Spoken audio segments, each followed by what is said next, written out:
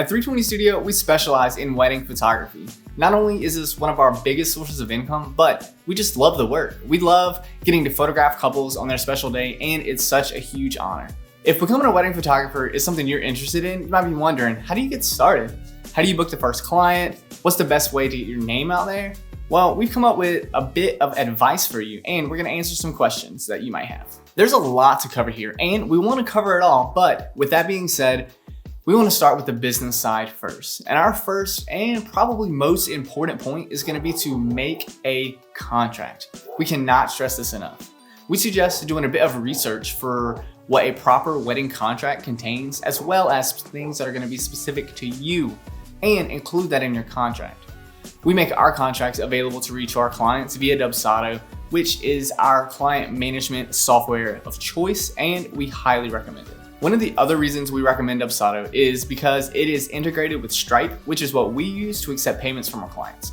However, there's a lot of other options out there for you to choose from when it comes to accepting payments. You can use Stripe in Dubsado. You can also link PayPal and Square with Dubsado, but you can also accept payments using cash, check, things like that. And this is something you should consider as well to maximize the amount of ways you can get paid. The delivery process is a huge part of being a wedding photographer.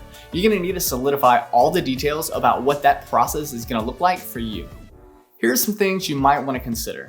First, what are you gonna deliver? Are you going to deliver a USB with all of your clients' photos? Or maybe you really admire giving physical prints. At 320 Studio, we deliver all of our photos digitally via CloudSpot.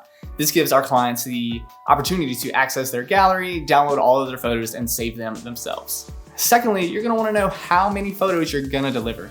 We document almost every aspect of a wedding, so our galleries include hundreds of photos that our clients can choose however many they want.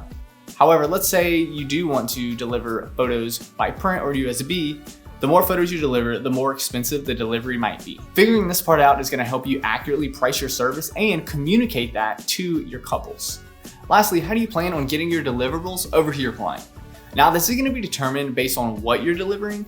And if you're delivering prints, you might need to get those mailed to them or USB, or you may even offer the option for people to pick them up from you directly. And if you're sending things digitally, then you probably are just gonna email those over to them. So once you've got that stuff somewhat figured out, or at least a plan on figuring it out, you're gonna wanna make sure that you have something in your portfolio to show your clients. You can set up an inexpensive website for this, or use your photo delivery provider, or even use social media. We highly recommend setting up a website that has info about you, your business, shows a bit of your work and the services that you offer.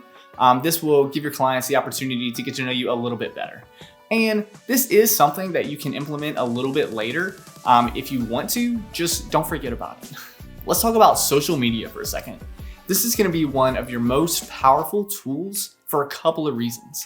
First, this can act as your portfolio for potential clients, and you can also use it to showcase not only your examples of your work, but how you work. This is important for clients to see your style and your personality.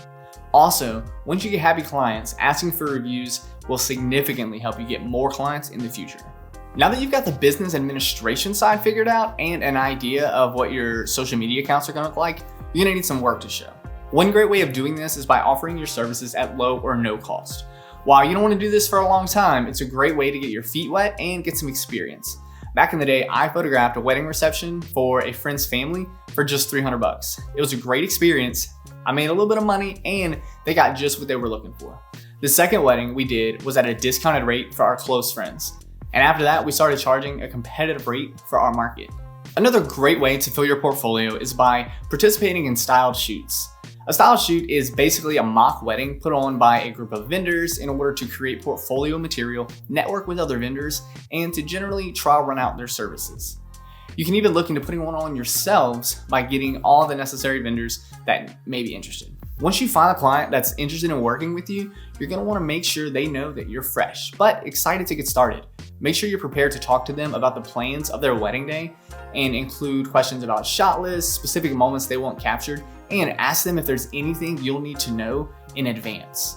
Communication, organization, as well as confidence is gonna be key here. And 2 final tips. If it's been a minute since you've heard from your wedding inquiry, you're gonna wanna follow up with that client. This is gonna help you appear interested and might even help them make their decision. And lastly, don't be afraid to ask for the booking. A lot of people don't do that, and this is crucial. Let people know that you want to work with them and you're excited about capturing their wedding day. Okay, great. These tips help you book your first wedding, but now you're wondering about wedding etiquette as a photographer. So check out that video and we'll see you next time.